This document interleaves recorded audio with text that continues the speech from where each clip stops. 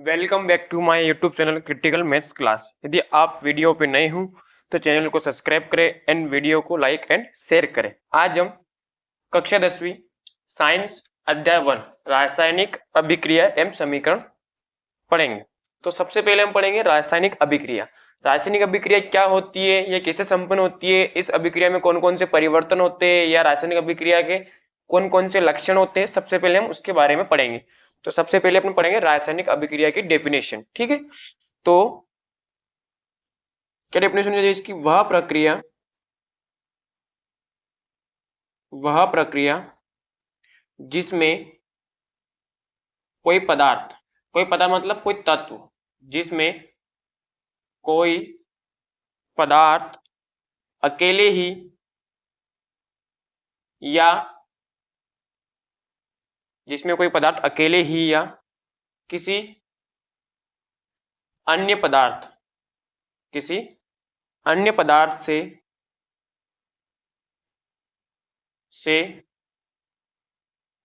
क्रिया करके एक या एक से अधिक नए गुणधर्म वाले पदार्थों का निर्माण करते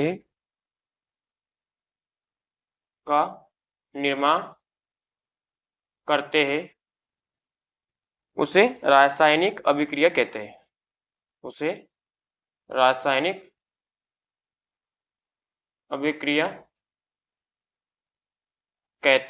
यानी कि कोई पदार्थ अकेला अभिक्रिया करेगा या किसी के साथ अभिक्रिया करके क्या बनाएगा, एक नया पदार्थ बनाएगा, तो उसे क्या बोलेंगे अपन? रासायनिक अभिक्रिया। जैसे एग्जांपल देखते हैं हम कि हाइड्रोजन किसके साथ? ऑक्सीजन के साथ। हाइड्रोजन ऑक्सीजन के साथ अभिक्रिया करके क्या बनाता है? जल, यानी कि H2 क्या बनाता है? जल।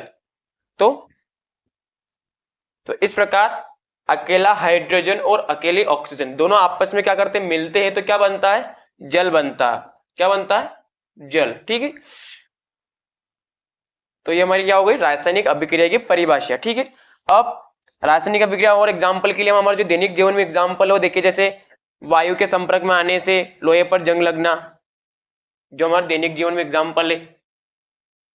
क्या वायु के एग्जाम्पल देखें, दैनिक जीवन में होने वाले, दैनिक जीवन में होने वाली अभिक्रियाएं, होने वाली रासायनिक अभिक्रियाएं। जैसे आग का लगना, ये भी क्या है? एक रासायनिक अभिक्रिया है।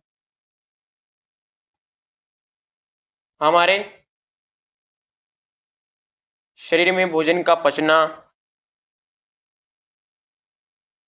हमारे शरीर में भोजन का पचना,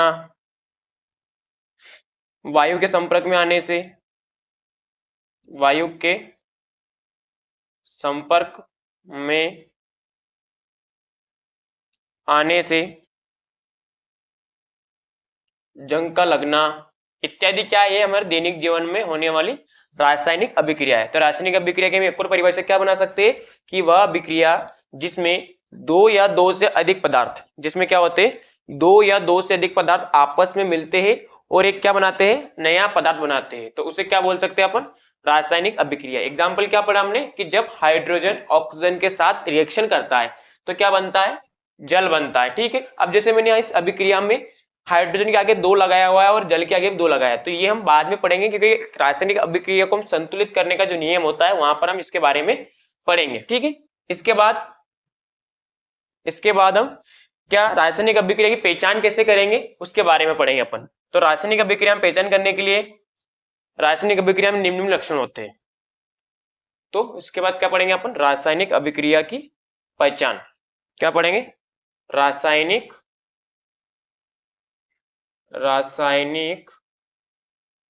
अभिक्रिया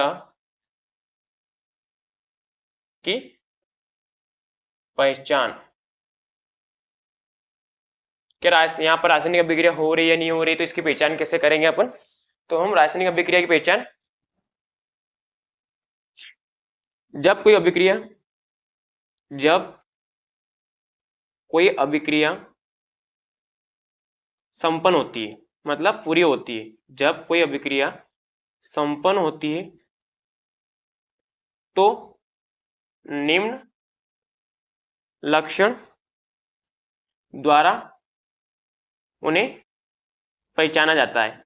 या परीक्षा में ऐसा क्वेश्चन आ जाए कि रासायनिक अभिक्रिया के दौरान क्या क्या परिवर्तन होता है या रासायनिक अभिक्रिया के क्या क्या लक्षण होते हैं, तो उसमें हम इसका आंसर लिख सकते हैं। जैसे क्या होगा, जब भी कोई अभिक्रिया होगी तो क्या निकलेगी, गैस निकली। सबसे पहला काम होगा वहां पर क्या निकलेगी, गैस का निकलना, सबसे पहली पहचान, क्योंकि वहां पर क्या होगी, गैस निकलेगी। दूसरा, पदार्थ की अवस्था में, जैसे मान लो कोई पदार्थ ठोस अवस्था में था, मान लो कोई पदार्थ ठोस अवस्था में था तो गैस में चेंज हो गया, कोई गैस में था तो किस में चेंज हो गया, ठोस में, या कोई द्रव अवस्था में था तो ठोस अवस्था में चेंज हो गया, मतलब पदार्थ की अवस्था में परिवर्तन, पदार्थ की अवस्था में परिवर्तन। तीसरा पॉइंट, रंग में परिवर्तन। जैसे अभी हमने देखा रंग में, जैसे हमने देखा अभी कि हाइड्रोजन और ऑक्सीजन दोनों क्या रंगीन होती है, जब दोनों आपस में अभिक्रिया करते तो क्या बन रहा है, जल। जल क्या होता है, एक रंगहीन नहीं, एक रंग वाला पदार्थ होता है जिसका रंग कैसा होता है, नीला होता है। तो मतलब क्या हो रहा है, रंग में भी परिवर्तन हो रहा है। चौथा, अवक्षेप का बनना, अवक्षेप का बनना। और पांचवा है ताप में परिवर्तन, ताप में परिवर्तन आदि रासायनिक अभिक्रिया के क्या होते, लक्षण होते हैं। ठीक है, हाँ। अब हम रासायनिक अभिक्रिया में दो पार्ट होते हैं, दो भाग होते हैं रासायनिक अभिक्रिया के। ठीक है, एक होता है अभिकारक, एक होता है उत्पाद। तो अभिकारक किसे बोलते हैं और उत्पाद किसे बोलते हैं उसके बारे में पढ़ेंगे अपन अब। ठीक है, तो अभिकारक, अभिकारक को इंग्लिश में बोलते हैं रिएक्टेंट, ठीक है, या प्रोडक्ट। वह पदार्थ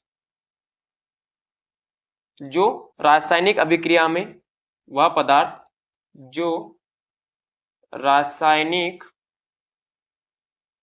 अभिक्रिया में, वह पदार्थ जो रासायनिक अभिक्रिया में, वह पदार्थ जो रासायनिक अभिक्रिया में भाग लेकर नया पदार्थ बनाते हैं। मतलब वे पदार्थ जो क्या करते हैं, रासायनिक अभिक्रिया में क्या लेते हैं, हिस्सा लेते हैं, तो उन्हें क्या कहते हैं हम, अभिकारक। उन्हें अभिकारक कहते हैं। या इन्हें क्रियाकारक भी कहते हैं, क्रियाकारक भी कहते हैं। जैसे हम मैग्नीशियम की अभिक्रिया किसके साथ, ऑक्सीजन के साथ करवाते हैं, तो हमारा बनता है मैग्नीशियम ऑक्साइड। क्या बनता है, मैग्नीशियम ऑक्साइड। ठीक है, तो क्या बनता है, मैग्नीशियम ऑक्साइड। तो ये अभिक्रिया संतुलित नहीं, इसको संतुलित कर दिया सबसे पहले मैंने। अभी संतुलित करना क्या होता है अपन आगे पढ़ेंगे। ठीक है, अभी इसको रहने देते हैं ना। तो देखो यहाँ पर देखो, मैग्नीशियम और ऑक्सीजन दोनों क्या हो जाएंगे, अभिक्रिया में क्या ले रहे, भाग ले रहे, तो दोनों क्या हो जाएंगे हमारे, अभिकारक। क्या हो जाएंगे, अभिकारक। यानी कि वे पदार्थ जो क्या करते हैं, रासायनिक अभिक्रिया में भाग लेते, क्या कहलाते हैं हमारे, अभिकारक, यानी कि क्रियाकारक, रिएक्टेंट कहलाते हैं। ठीक है, अब उसके बाद सेकंड पार्ट होता है अभिक्रिया का, उत्पाद। क्या होता है, उत्पाद, जैसे बोलते हैं प्रोडक्ट। ठीक है, क्या बोलते हैं, प्रोडक्ट। तो इसकी डेफिनेशन लिखेंगे अपन, किसी रासायनिक अभिक्रिया में या किसी रासायनिक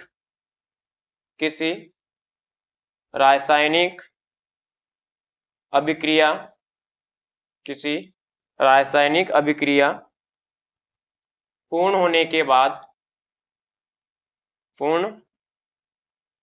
के बाद जो नया पदार्थ बनता है, जो नया पदार्थ बनता है उसे उत्पाद या क्रियाफल या प्रतिफल कहते हैं।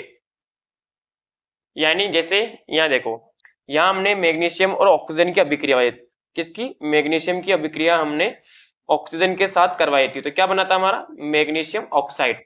तो ये क्या हो रहा है, अभिक्रिया पूर्ण होने के बाद हमें एक नया पदार्थ मिला, तो इसको क्या बोलेंगे अपन, उत्पाद, क्या बोलेंगे, उत्पाद। और ये दोनों क्या कहलाएंगे हमारे, अभिकारक। ठीक है, तो अभिकारक और उत्पाद आपको समझ में आ गया होगा। ठीक है, तो रासायनिक अभिक्रिया के दो भाग होते हैं, एक होता है अभिकारक, एक होता है उत्पाद। अभिकारक कैसे बोलते हैं, जो रासायनिक अभिक्रिया में क्या लेते हैं, हिस्सा लेते हैं या भाग लेते हैं और नया पदार्थ बनाते हैं। और उत्पाद कैसे बोलेंगे अपन, जो रासायनिक अभिक्रिया पूर्ण होती है ना, उसके बाद जो नया पदार्थ बनता है उसे क्या बोलते हैं अपन, उत्पाद कहते हैं। क्या बोलते हैं, उत्पाद।